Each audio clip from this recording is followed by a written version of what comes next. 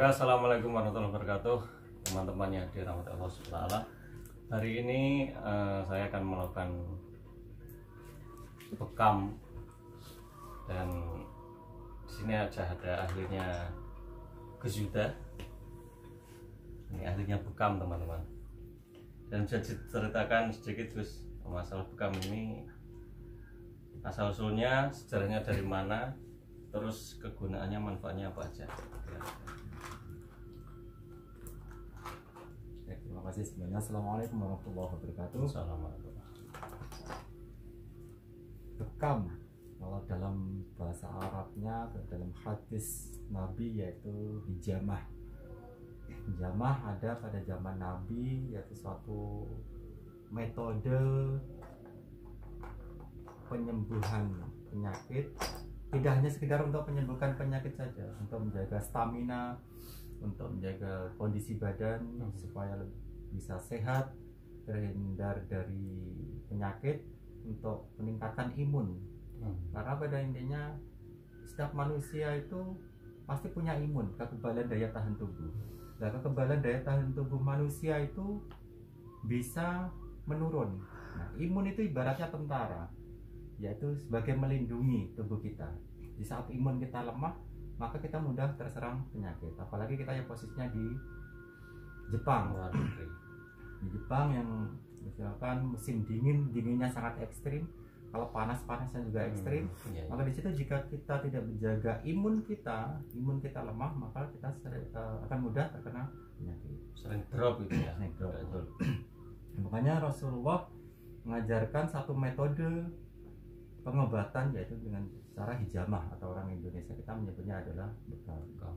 Nah, bekam sendiri itu terdiri dari dua, yaitu bekam kering dan bekam basah. Kalau bekam kering itu hanya sekedar untuk di kop, yang intinya adalah diambil anginnya saja ya. Orang kita mengatakan orang masuk angin gitu ya. Angin. Makanya tidak jarang kita temui bahwasanya orang yang masuk angin kemudian dikerok. Orang Jawa mengatakan kerokan ya gitu kan. Sebenarnya proses kerokan itu hanya untuk mengeluarkan angin di dalam tubuh manusia. Dalam tubuh manusia itu ada angin-angin yang tidak bagus. Makanya jalan pintasnya yaitu kerokan. Sama halnya dengan bekam kering itu tadi. Dan jika bekam kering ini tidak ada efeknya. Efeknya apa? Kalau kerokan misalkan terjadinya penggoresan di permukaan kulit. Nah, di saat permukaan kulit kita digesek, digores, kemudian itu pori-porinya akan buka. Porinya buka, dan terlebih-lebih adalah merusak pori-pori. Jadi saat merusak pori-pori, di situ akan ada kecenderungan setelah melakukan kerokan itu beberapa hari kemudian atau selanjutnya akan mudah lagi kemasukan angin lagi. Sering masuk angin. Makanya orang yang sudah kerokan itu nawang Jawa mengatakan numani, tuman, kan?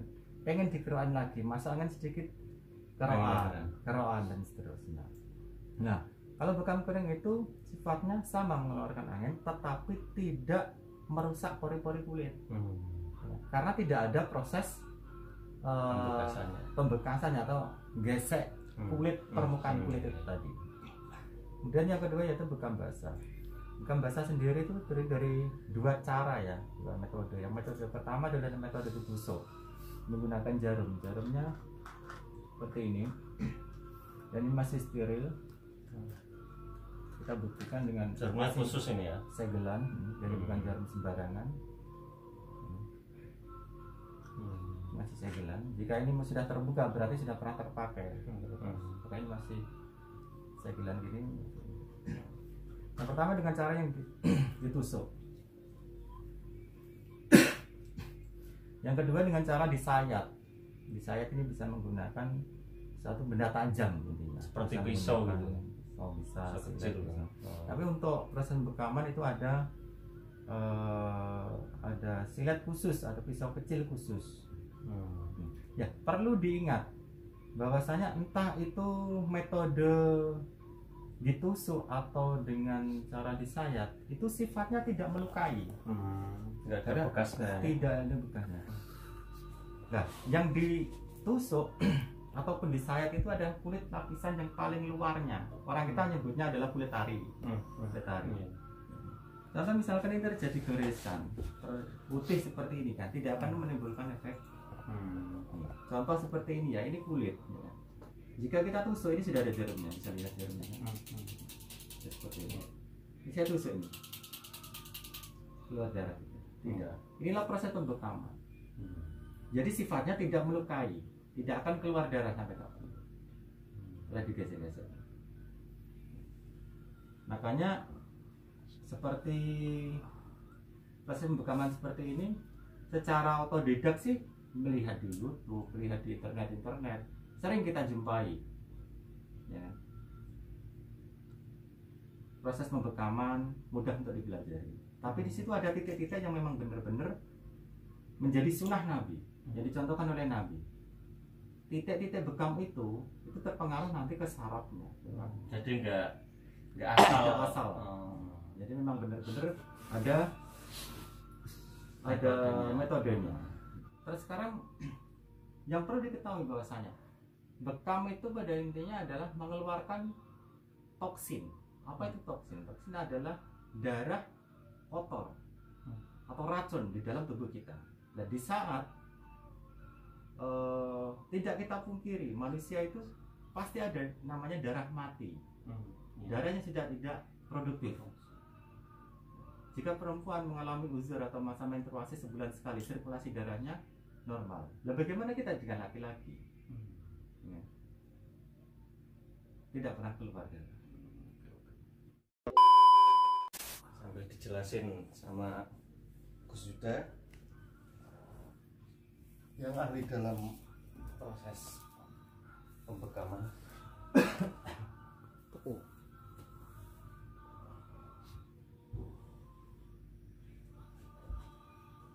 Air apa?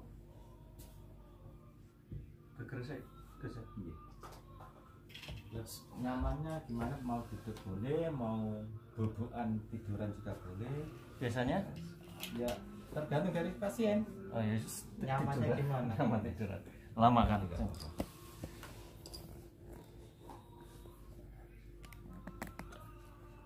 Oke teman-teman, sambil kita menjelaskan cara bekam dan khasiatnya, sekarang kita praktek.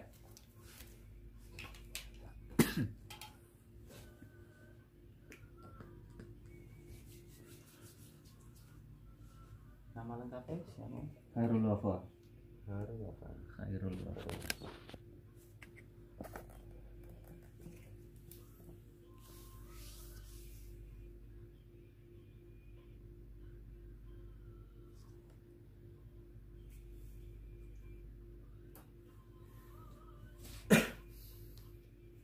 Sebenarnya seperti penyakit itu sebenarnya cuma ada dua. Yang pertama adalah dari pikiran, dan yang kedua adalah dari pola makan kita. Nah, terkait dengan pola makan, tanpa kita sadari, apalagi kita yang hidup di perantauan, khususnya di Jepang, setiap hari tanpa kita sadari kita makan makanan yang banyak mengandung zat-zat kimia, banyak mengandung zat pengawet, dan itu adalah yang tidak diperlukan oleh tubuh kita. Kolesterol juga ya. Nah, semakin lama itu tertimbun di dalam tubuh kita, asupan yang kita makan menjadi darah, akhirnya ada darah yang tidak baik, disebut darah mati itu tadi, akhirnya menjadi toksin. Nah, dari sini bisa kita lihat ya, dari gesek saja sudah merah. Ini tanpa proses keruan pun ini sudah menjadi merah seperti itu. Menandakan banyak. Yang satu, angin juga. Iya, biasanya saya cuman kerokan kalau mas angin udah.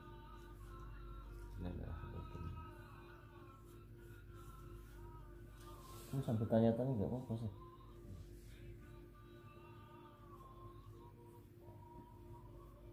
Ini sambil menjadi. Ini saya aja tegang.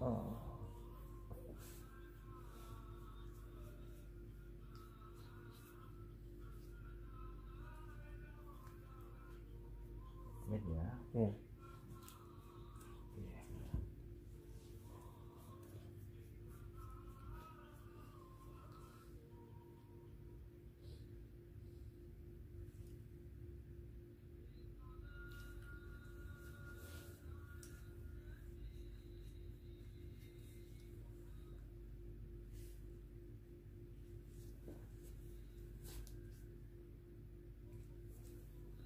terkadang pun kepala sering terasa berat tiba-tiba gitu. yang itu banyak keseimbangan daya tahan tubuh kita yang tidak berfungsi dengan baik. Nah, makanya dicontohkan oleh Rasulullah itu contoh beberapa titik-titik bekam yang dicontohkan. Contohnya Amit ya, seperti di kepala itu ada juga.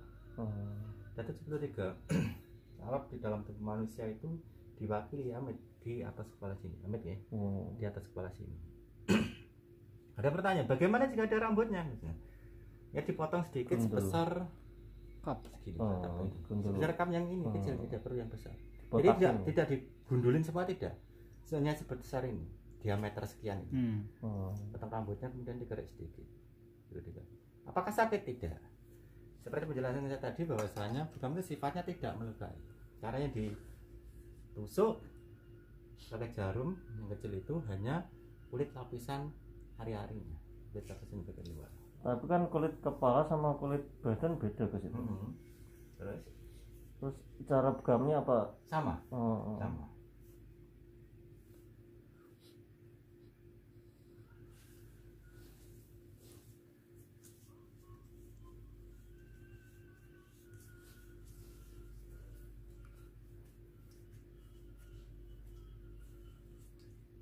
Terus misalkan kalau badannya yang kurus sama yang gemuk itu beda apa sama?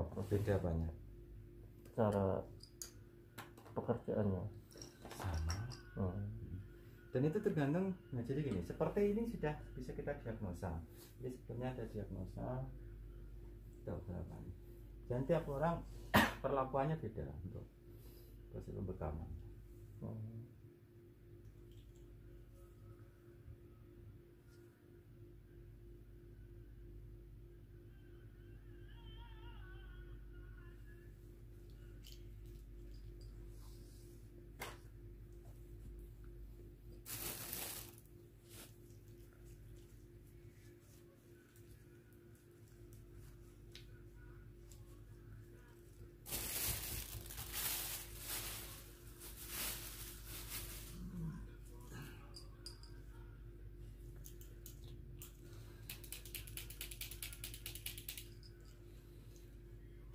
Lama waktunya kira-kira berapa menit Gus ini?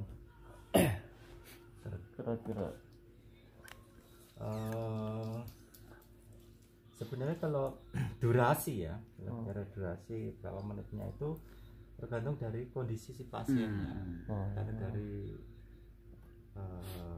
hasil diagnosanya itu tadi. Tapi ya standarnya misalkan seperti saya sih 1 jam.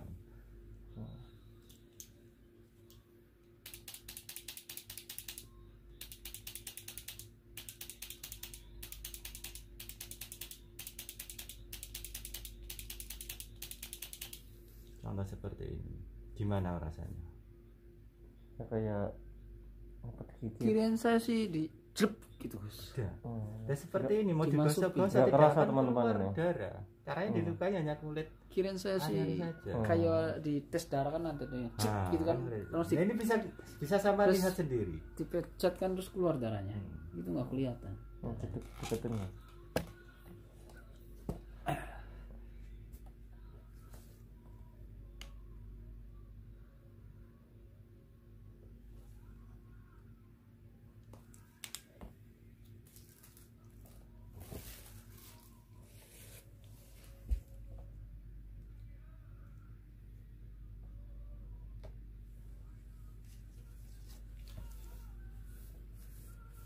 Jadi rasanya kayak digigit semut teman-teman ini, cuman nggak terlalu sakit. Sama digigit semut tapi sakit mana? Sakit semut ya. Kayak kerasa nih.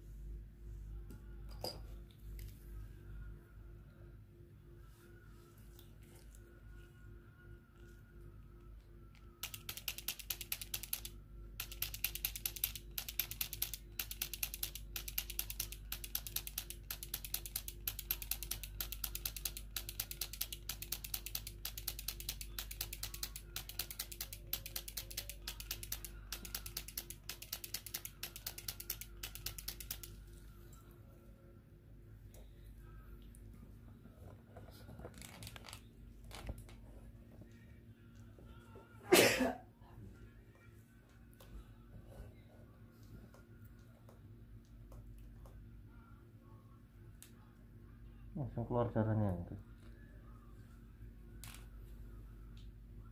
Sekarang ini coba bisa kita lihat ya, ini cup yang belum digunakan, Nah. masih bening seperti itu, dan yang setelah digunakan apa perbedaannya? Agak ini berkabut ya. Berkabut. Nah, kabut ini dikarenakan angin yang keluar dari dalam, makanya disebut masuk angin ya seperti ini. Bisa dibedakan. Ya sampai kalau udah dilepas itu sampai segini ya Gus darahnya Gus, setengah ya. Ya semua tergantung dari kondisi pasiennya.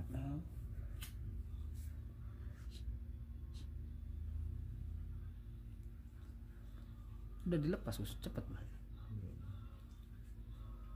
Nanti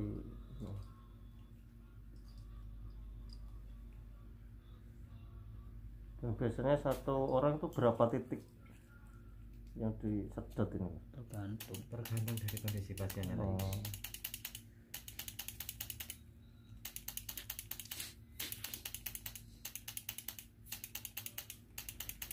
Tahu pada di tisu.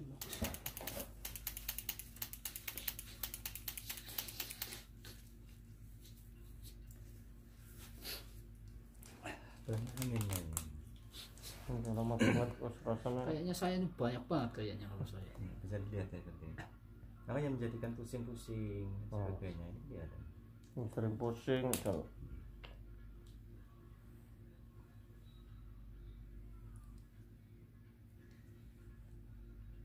sering geroken gitu loh Mas. Gerokan itu apa? Geroken tuh ngeluarin liur lendir sing itu loh, apa namanya, Apa namanya? Nah, liak. ya riak sedang riakan.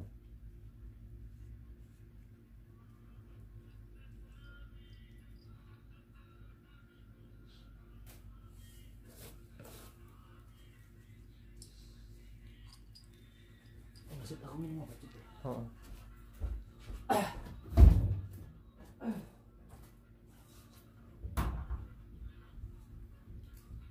Nah ini untuk yang perokok sama yang enggak Akan berbeda. beda.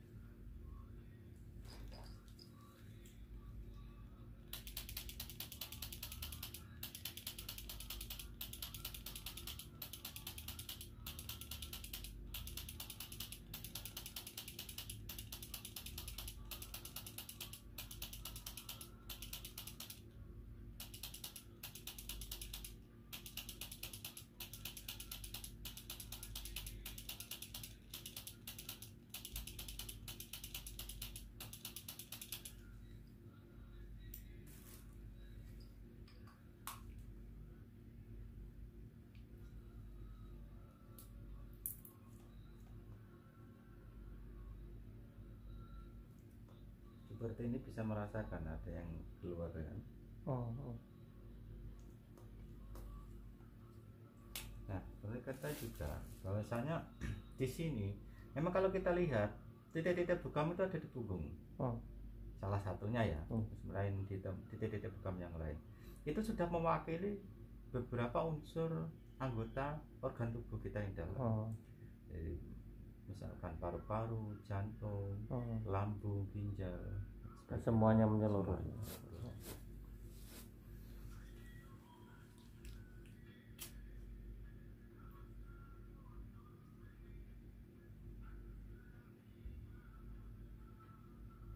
Dan ini Gus, mungkin ada teman-teman nanti yang bertanya itu sesuai SOP apa enggak, belajarnya di mana, asal enggak gitu, gimana Gus?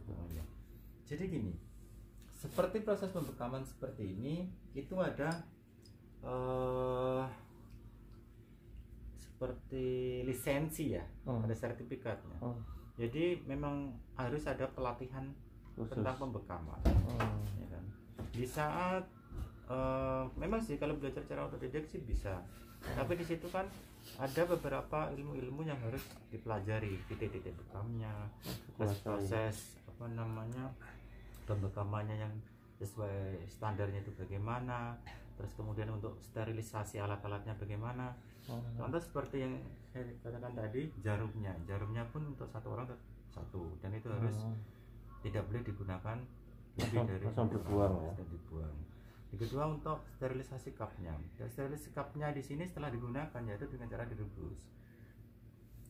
Direbus, kemudian disterilkan pakai alkohol. Contoh seperti ini yang namanya toksin. Gumpal ya.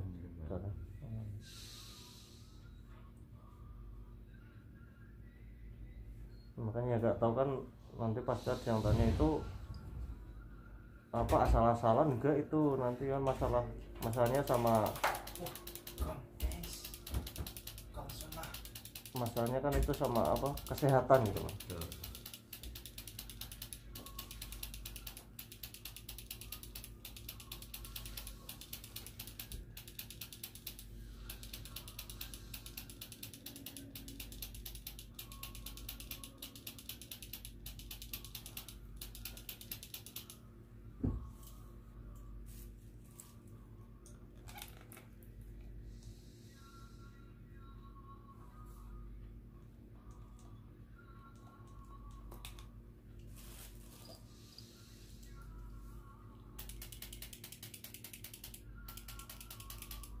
Itu sakit disuntik begitu? Oh, kayak dicemuk. Tapi nggak terasa.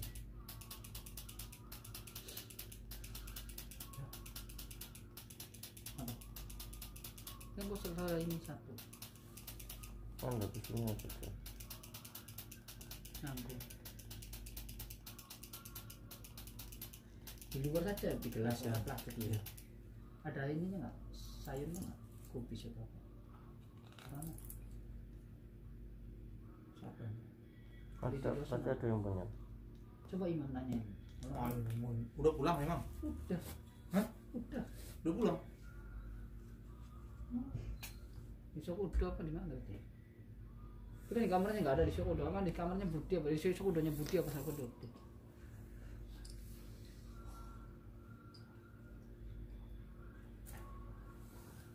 Sekarang kamu Jun, Hah? bekam nggak? Takut? Hah? Kamu nggak kemana? Apa sih kan sungai? Oh.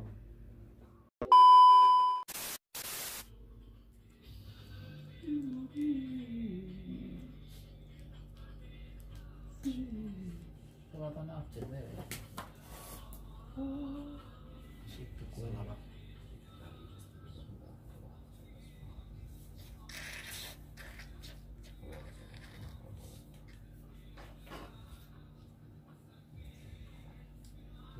Baju keran waktu itu. Waktu baju keran. Alhamdulillah. Tacung. Sekarang NU juga sih. ya guys, jadi nanti 2 menit direbus biar steril, ngilangin virus-virus yang kenapa menempel. kenapa nggak air dingin ya gitu. Oh iya, kenapa nggak air dingin ini ya? Harus pakai Nah, apa air namanya, mendidih. misalkan cup yang kita gunakan untuk proses bekam itu tadi ya, mau nggak mau terkena toksinnya tadi. Yang Racun nempel. tadi. Nah di situ bisa menggunakan air dingin yang namanya ada bakteri-bakteri di situ. Kalau air dingin dia maka akan berkembang. Nggak mati ya, Makanya yaitu dengan air panas. Oh. Kemudian nanti desterilisasi dengan Alkohol. Oke, jadi nanti habis ini 2 menit kira-kira, setelah itu pakai alkohol ini untuk membersihkannya.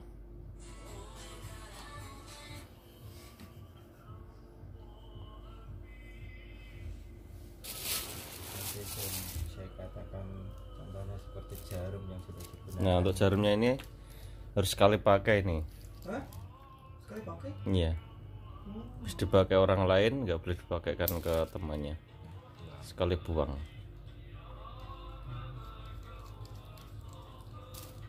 Jadi ganti yang baru.